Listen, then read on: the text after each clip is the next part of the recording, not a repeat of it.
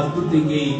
भगवान शिव प्रसन्न हुए और जब भगवान शिव प्रसन्न होते हैं तो महाराज वो नाच उठते। भगवान शंकर ने कहा कि देवताओं घबराओ मत, मैं तुम्हारे यज्ञ को पुनः संपादित करता हूं। और भगवान शिव आए, दक्ष के यज्ञ को यथावत करके दक्ष के थड़ को बकरी के सिर से जोड़कर पुनर्जीवित करके और उसको जीवित किया है। दक्ष ने भगवान शिव की स्तुति की। शिव ने दक्ष को वरदान दिया, यज्ञ संपादित हुआ और उस यज्ञ में भगवान राम का प्रकट हुआ। बोलो शंकर भगवान की। भगवान शंकर ने डमरू निनाद किया और अद्भुत उन्होंने नृत्य किया। हे जटाटवी खलज्वल प्रवाह पावितस्थले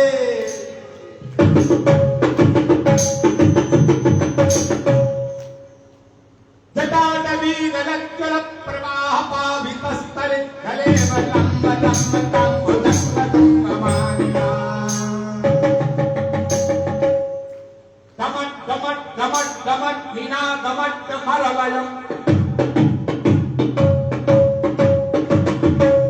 चकार चंड तांडवम तनोतु नः शिवा शिवम्।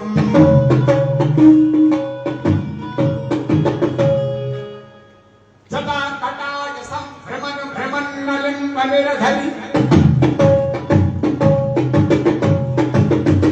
विलोलवी चवल्लरी विराजमान वरधरी।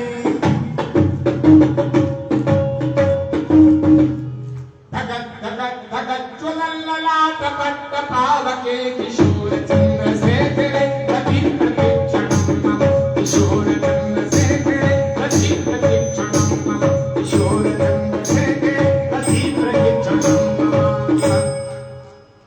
बोलो शंकर भगवान की। अद्भुत तांडव हुआ। भगवान शिव ने बड़े आनंद के साथ में कार्य संपादन किया है। और इधर जब सती ने देह त्यागा था, भगवान शिव के चरणों में यही अनुराग मांगा, जन्म जन्म आपके चरणों की दासी बनूं। इसीलिए यही कारण ही में गिरी गृह जाई, यही कारण ही में गिरी जनवी पार्वती तनु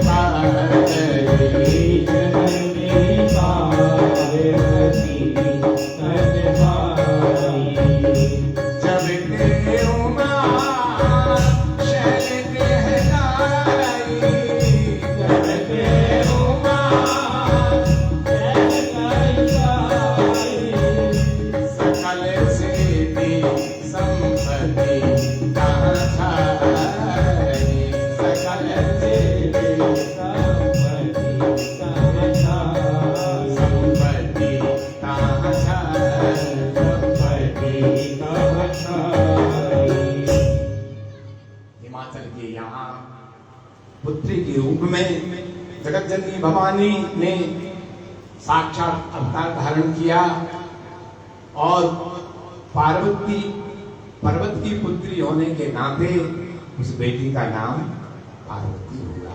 बोलो पार्वती मैया की। नारद जी बिना बुलाए आए।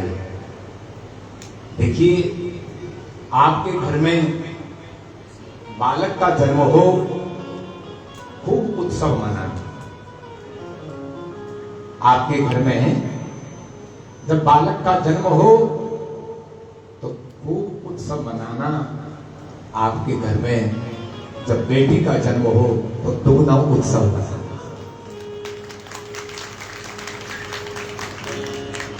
क्योंकि बेटी बालक से दोगुनी होती है। उसके कांधे पर अपने पिता के और अपने पति के कुल का भार रहता है। बेटी दोनों कुलों के लिए पवित्र करती है, दोनों कुलों का नाम रोशन करती है। इसलिए बेटी की महिमा बहुत बड़ी है। हमारे देश में बेटियों ने ही इस भारत के नाम को रोशन किया, पूर्व में भी किया है, आज भी कर रही हैं। मैं उन बेटियों के चरणों में प्रणाम करता हूं जिनके नाम से भारत को जाना।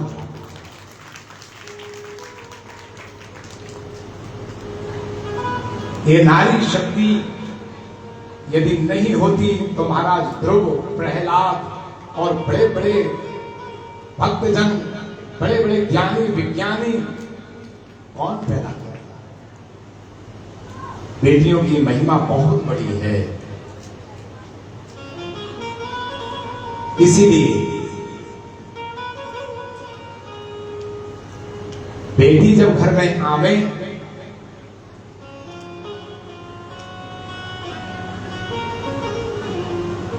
एक व्यक्ति ने कहा है, वह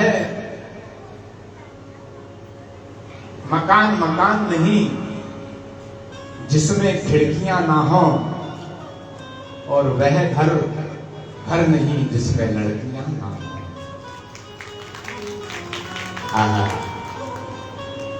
ये हमारी।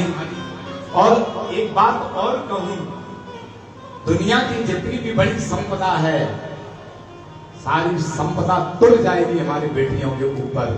घर में बेटी से बड़ी कोई दूसरी संपदा हो ही नहीं सकती। जो बेटियों को दान के रूप में आदर पूर्वक लेते हैं, वह भी धन्यवाद के पात्र हैं। और लेकिन जो सौदागर हैं, ध्यान देना, ऐसे सौदागरों को अपनी बेटियों को कभी नहीं देना चाहिए।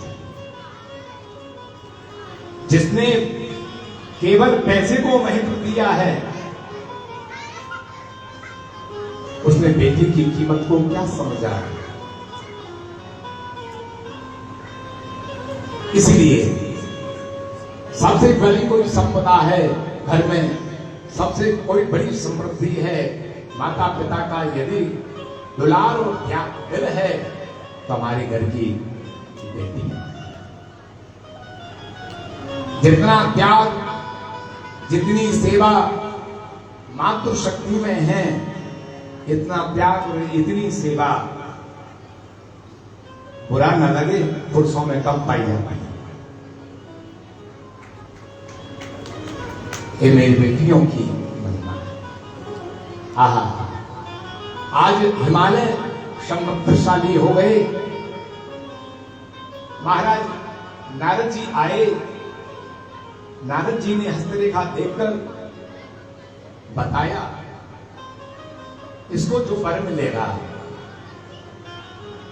वो बड़ा अद्भुत होगा।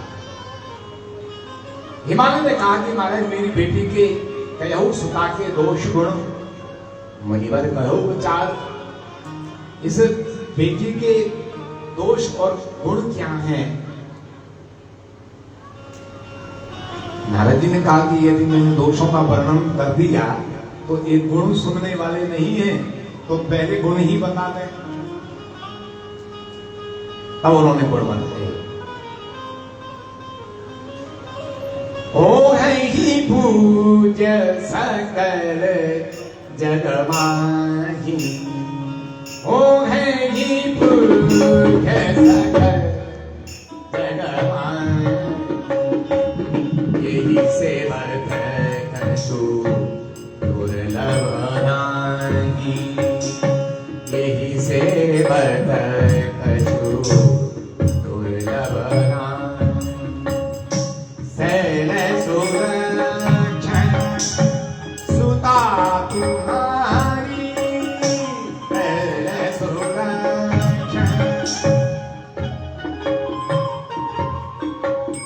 सुनहु जी अब गुण दुई चारी, सैल सुरक्षण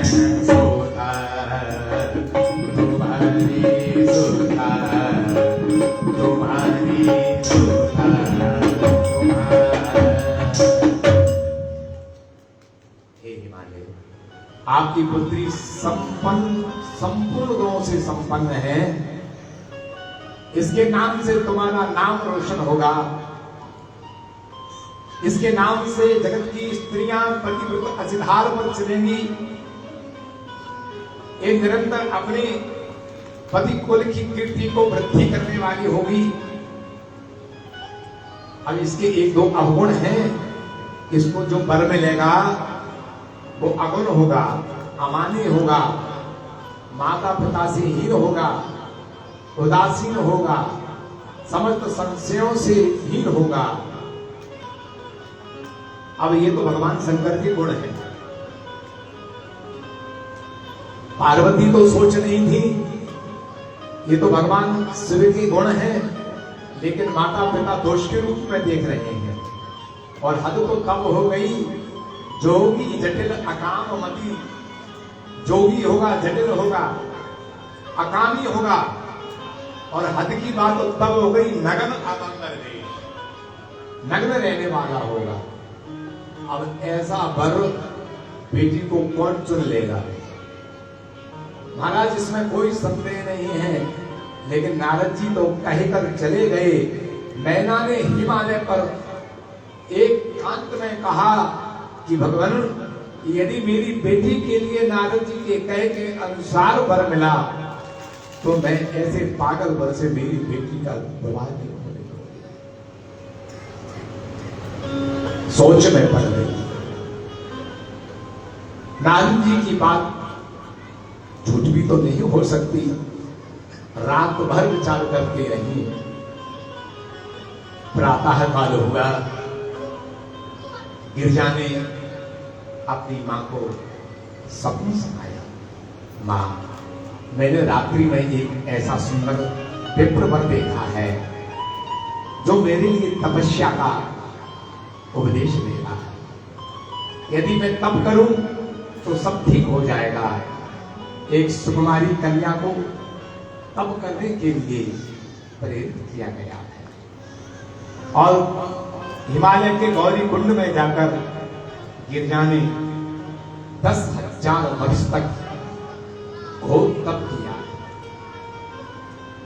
उसके तप के प्रभाव से पूरी सृष्टि मग्न हो गई।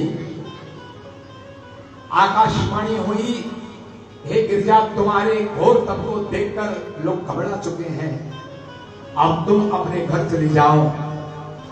हम विश्वास पूर्वक कहते हैं तुम्हारे लिए महादेव प्राप्त होंगे। उस समय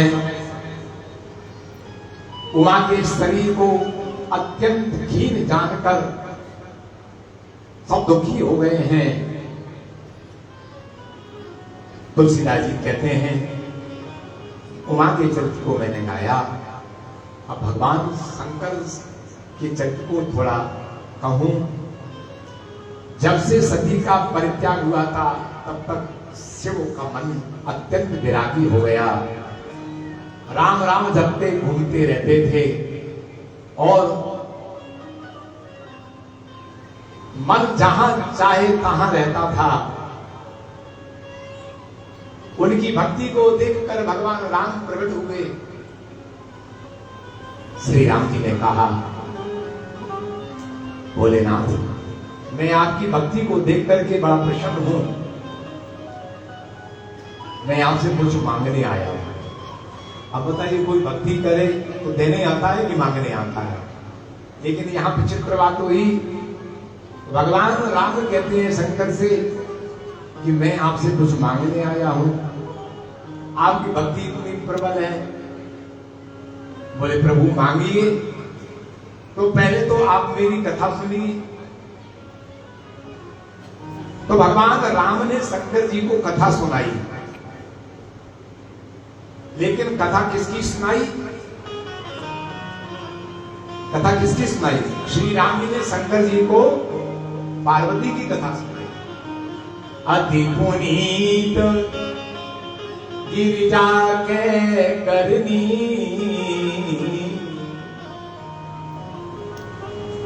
जिस पार्वती ने पूर्व जन्म में सती के रूप में राम की कथा नहीं सुनी। राम कितने उदार हैं, उन्हीं राम ने पार्वती की कथा शंकर को सुनाने के बाद राम जी ने शंकर जी से पूछा कि आपने कथा सुन ली, आपने कुछ प्रतिक्रिया व्यक्त नहीं की, कथा आपको कैसी लगी? भगवान शिव ने कहा कि प्रभु कथा आप सुनाए, और आप जिसकी कथा सुनाए वो कथा कैसी हो सकती है, उसमें क्या कमी होगी? बड़ा आनंद आया। अच्छा कथा आपने सुनी तो यह बताइए, कथा सुनने के बाद में नियम है कि दक्षिणा दी जाती है, तो आपने मेरी कथा सुन ली, आप दक्षिणा नहीं दोगे? भगवान शिव मुस्कुरा गए कि प्रभु आप मांगो तो ठीक है। तो बोले मांगिए कि मैंने जिसकी कथा सुनाई है उसी से आप विवाह कर लो, बस यही मेरी दक्षिणा। बोलो शंकर भगवान की। महाराज उसी समय शंकर जी ने कहा कि मैं आपकी आज्ञा को शिरोधार्य करता हूं। भगवान राम बोले कि नहीं नहीं, आपके सिर पर तो गंगा बहती है, मेरी आज्ञा गंगा में बह गई तो इसलिए आप हृदय में था। क्योंकि ब्रह्मानंद जी कहते हैं बोले तेरी जटा में शंकर, तेरी जटा में बहती है गंगाधारा, बहती है गंगाधारा, तेरी जटा में शंकर, तेरी जटा में बहती है गंगाधारा।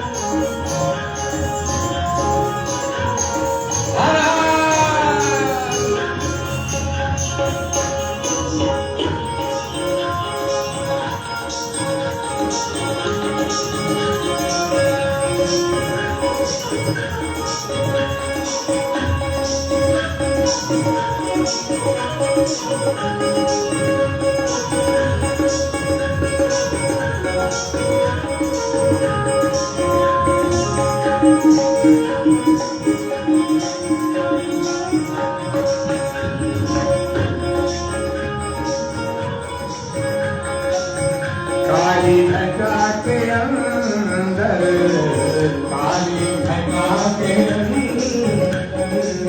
जिंदा में उजाला, बहती है गंगाधारा, बहती है गंगाधारा, बहती है गंगा, बहती है गंगा, बहती है गंगा। भगवान शंकर ने स्वीकार किया है और पार्वती का प्रेम परीक्षा लेकर मग्न हुए हैं, समाधि में गए हैं। देवताओं के द्वारा कामदेव को बुलाकर भगवान शंकर को समाधि से विरत किया है।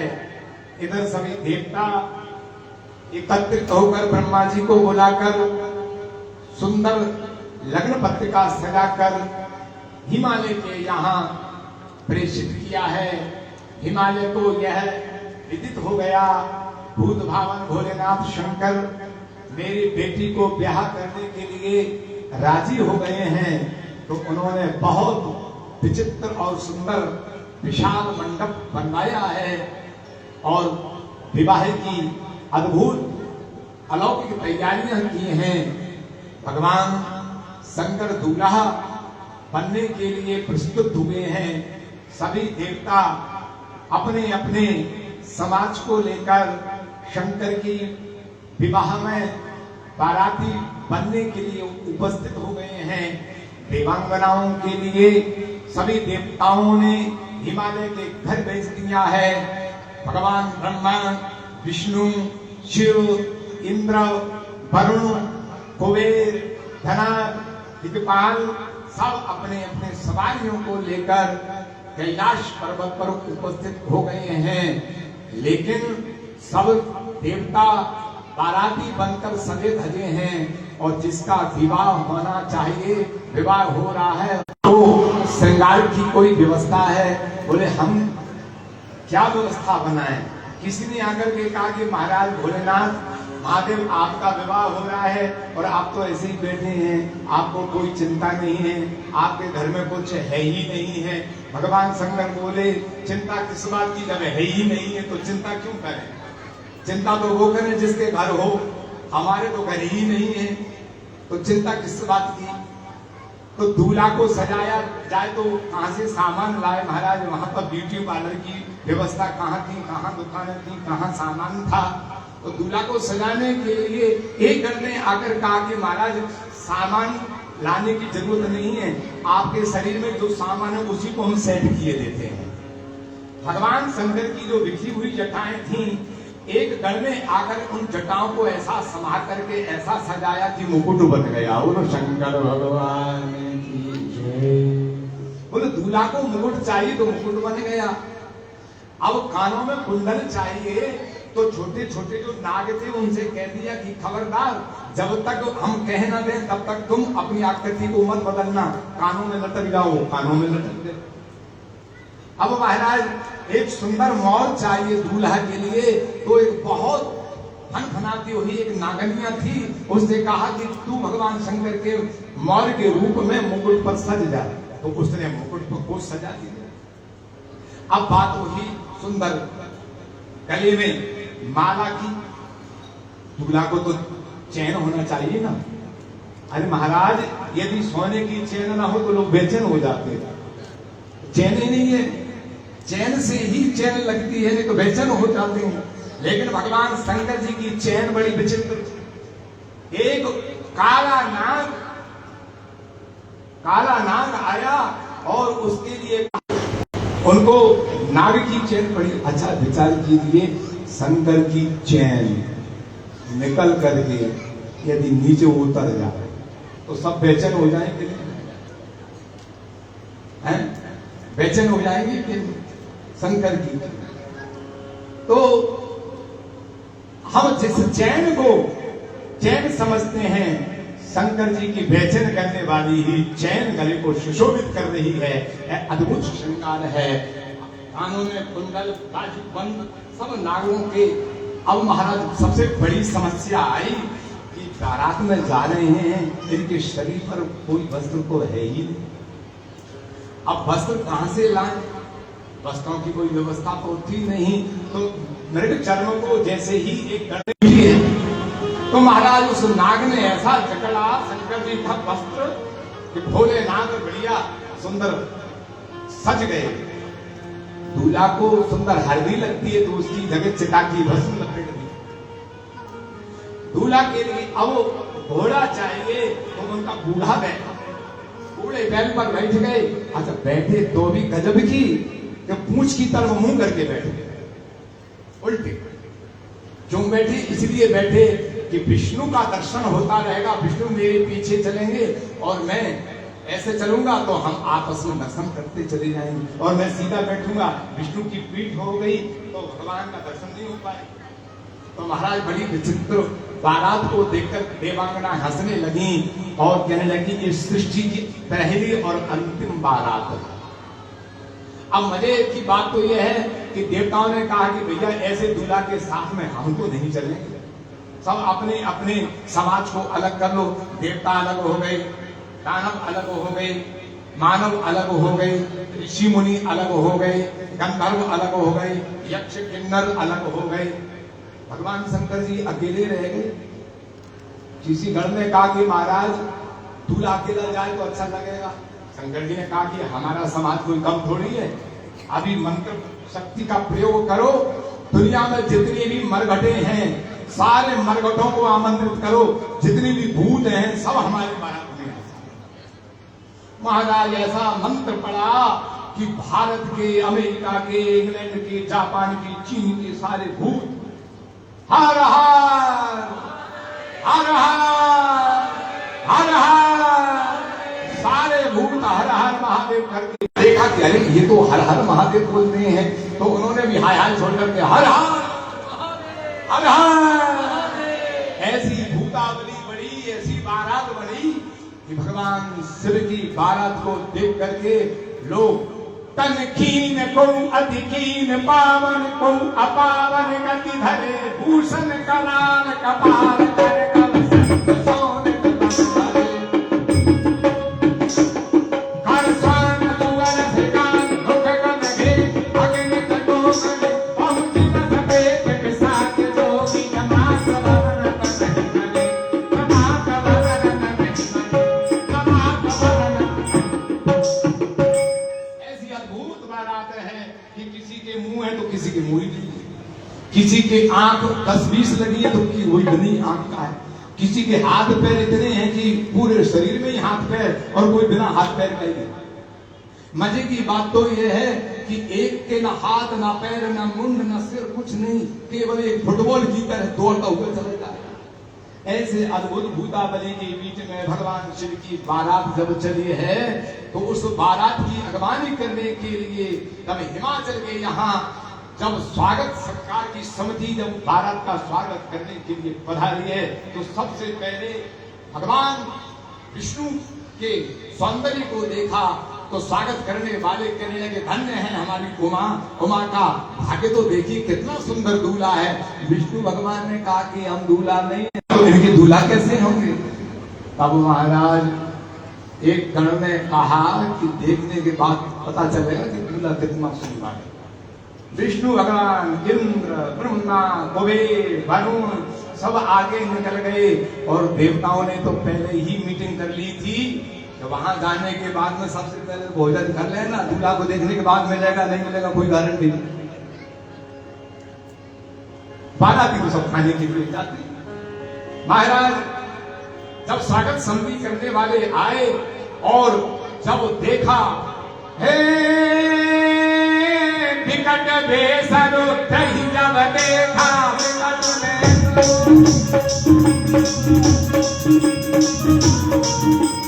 अमला गुर भय विवेका, अमला गुर भय शंकर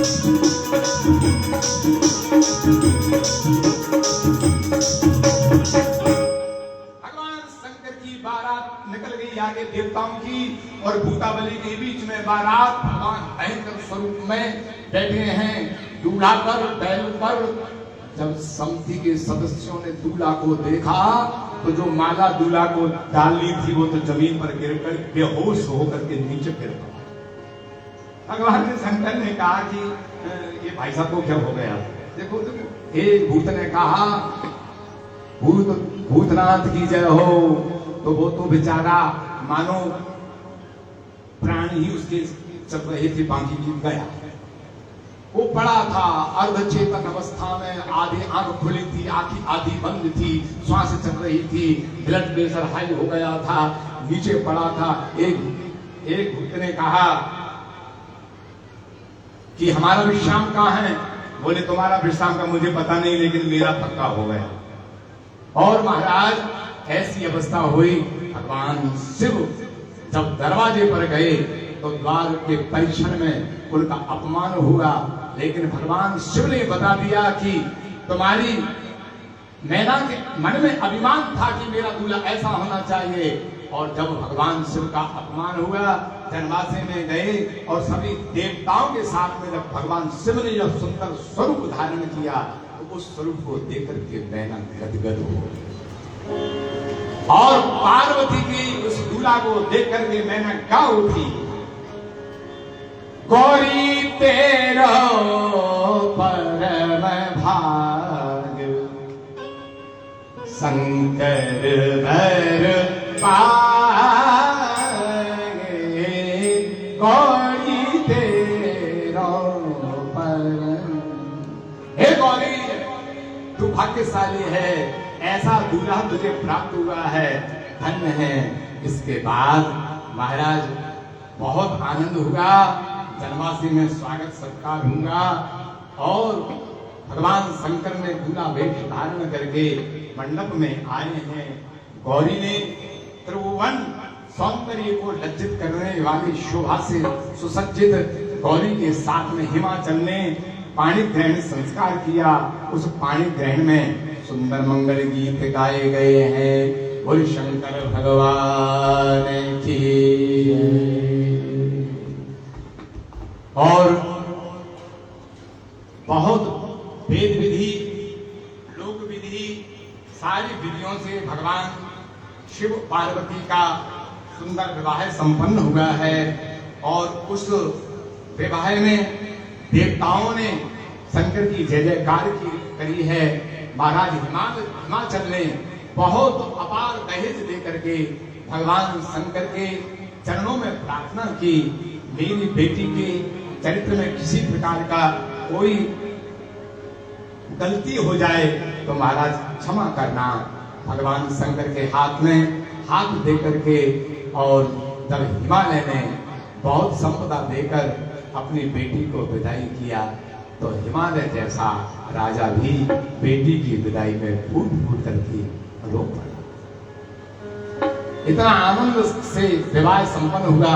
जब कोई बाप अपनी बेटी को विदाई करता है तो महाराज उसके दिल से पूछो तो फूट पड़ता है, टूट जाता है।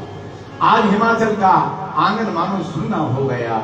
और पार्वती को जब बिठाया डोली में, पार्वती अपने पिता के गले से लग करके रो पड़ी। बेटी को समझाया, करेहु सदा शंकर पद पूजा, करेहु सदा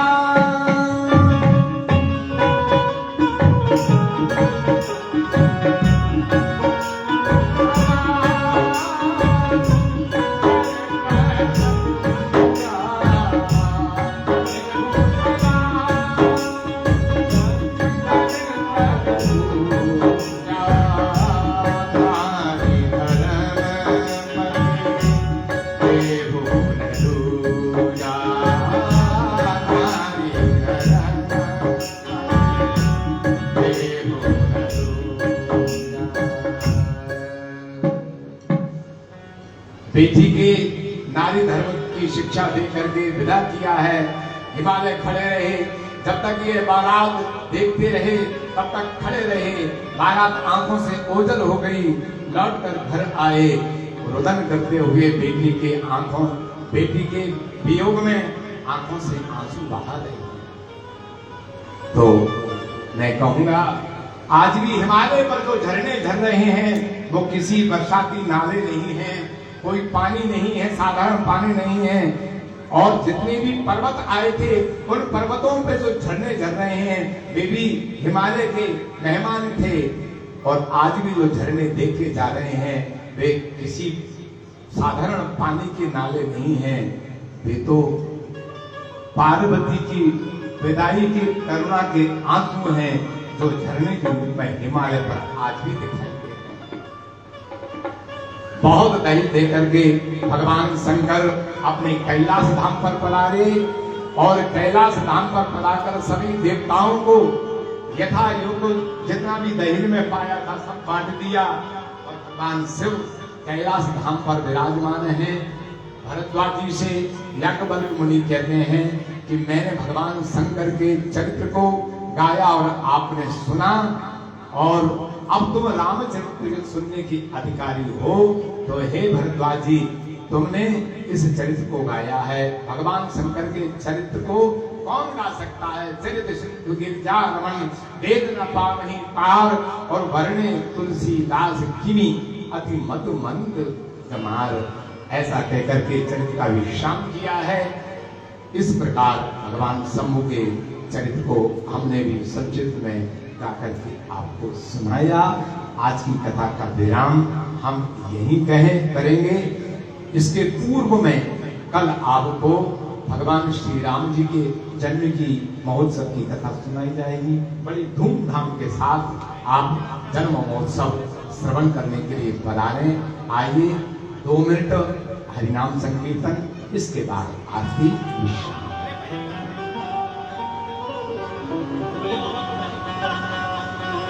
बम बोला बम बोला बम बोला बम बम बोला बम बोला बम बोला बम बोला बम बोला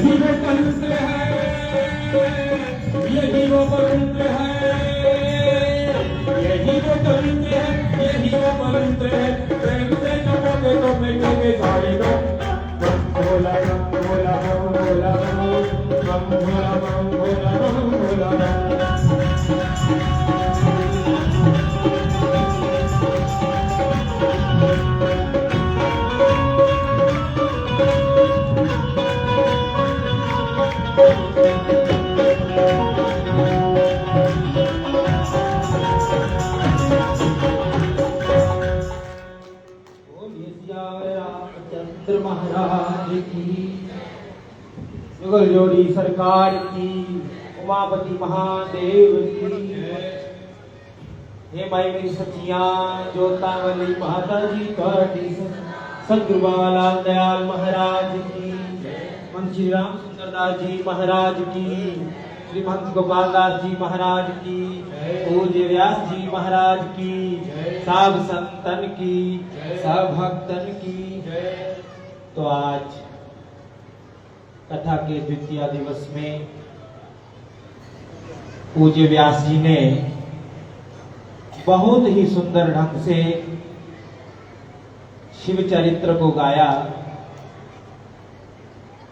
इतना लिखने के बाद भी तुलसीदास जी ने अपने आप को मति मंद गंवार कहा कि शिव का चरित्र ऐसा है जिसको मैं लिख नहीं सकता। तो आज सबसे सौभाग्य की बात यह है कि इस कथा के संयोजक ये जो स्थान है दरबार का, ये स्थान है महाराज जी के आशीर्वाद से ये कथा हो रही है। तो ध्यानपुर दरबार से महामंडलेश्वर श्री महंत गोपाल दास जी महाराज कृपा पूर्वक यहाँ पर पधारे हैं। सर्वप्रथम उनका अपने ही स्थान लाल द्वारा मंदिर देवनगर पधारने पर बहुत बहुत स्वागत। अब संयोग की बात यह है कि आज कथा सुनाने वाले भी गोपाल जी हैं, तो कथा आज सुनने भी गोपाल जी आए हैं। और नीचे बैठे हैं कन्हैया लाल। अब एक नहीं, दो नहीं, तीन कृष्ण यहाँ पर। कथा किसकी कह रहे हैं? राम जी की। राम कृष्ण दो एक हैं, अंतर नहीं निमेश। दोनों में कोई अंतर नहीं है। तो गोपाल शास्त्री जी जो है कथा कह रहे हैं और हमारे गोपाल दास महाराज जी कथा सुन रहे हैं। ये बड़ा अद्भुत संयोग आज बना हुआ है। और तपोभूमि कलानौर से पुजारी प्रेमदास जी भी कृपा पूर्वक अपने परिकरों के साथ यहाँ पर पधारे हैं। उनका भी बहुत बहुत स्वागत, धन्यवाद। तो कथा की जितनी महिमा कह लें उतनी ही कम है। तो महाराज जी यहाँ पर आए, उनका बहुत बहुत स्वागत है। आज जो है सामूहिक आप दर्शन करिए। 28 तारीख को पुनः महाराज जी हम सबके महाराज जी जो वर्तमान पीठाधीश्वर श्री महंत राम सुंदर दास जी महाराज जी को उनके संग में आकर के हम सबको दोबारा 28 तारीख को अपने दर्शनों से लाभान्वित करेंगे। तो सारी संगत 28 तारीख को साय 7 बजे से इसी तरह ही अपना अनुशासन का परिचय देते हुए ऐसे ही सबने पधारना है। तो महाराज जी का आशीर्वाद सबने प्राप्त करना है। उस दिन आप सभी को उनके द्वारा प्रसाद दिया जाएगा। तो अभी मैं ज्यादा कुछ ना कहता हुआ पुनः महाराज जी के चरणों में साष्टांग दंडवत प्रणाम करता हूँ। संतों के चरणों में प्रणाम करता हूँ। महाराज जी के साथ आए हुए जितने भी परिकर शास्त्री जी हैं उनको प्रणाम करता हूँ। साधु आश्रम से रिटायर्ड प्रोफेसर कन्हैया लाल पराशर जी भी यहाँ आए हैं, उनको भी प्रणाम करता हूँ, क्योंकि ये रिटायर हमारे गुरुवर हैं। ये भी साधु आश्रम उत्तर भारत का एक बहुत प्रसिद्ध संस्कृत का संस्थान है, वहां से रिटायर हैं। तो उनका भी बहुत बहुत स्वागत, धन्यवाद। सारी संगत का बहुत बहुत धन्यवाद। आपने शांति का परिचय देते बड़े प्रेम से कथा सुनी। कल से समय अनुसार ठीक 6:30 बजे पहुंचिए। 9:30 बजे तक कल कथा होगी। भगवान राघवेंद्र सरकार राम लला जी का प्राकट्य होगा। उसी हिसाब से आप सज धज करके भगवान राम लला के जन्म में आइए। तो अभी अपनी वाणी को विश्राम देते हुए महाराज जी से प्रार्थना करूंगा कि वो आरती के लिए आ जाए। महाराज जी जय श्री सीताराम। हरि ओम चंद्रमा मनसो जायच्छो सूर्यो अजायत श्रोतादवश्य प्राणशमखादग्निर्जायत। आरती रघुबर लाला की सवरिया नैन विशाला की। आरती रघुबर लाला की सवरिया नैन विशाला की। कमल कर धनुष बाण धारे छबीलक कोटि काम हारे। सिरोरे नैन दत्तनारे अलक की बलक की चलक पीठ पट हलक लटक सुंदर वनमाला की। सवरिया नैन विशाला की। आरती रघुवर लाला की सवरिया नैन विशाला की।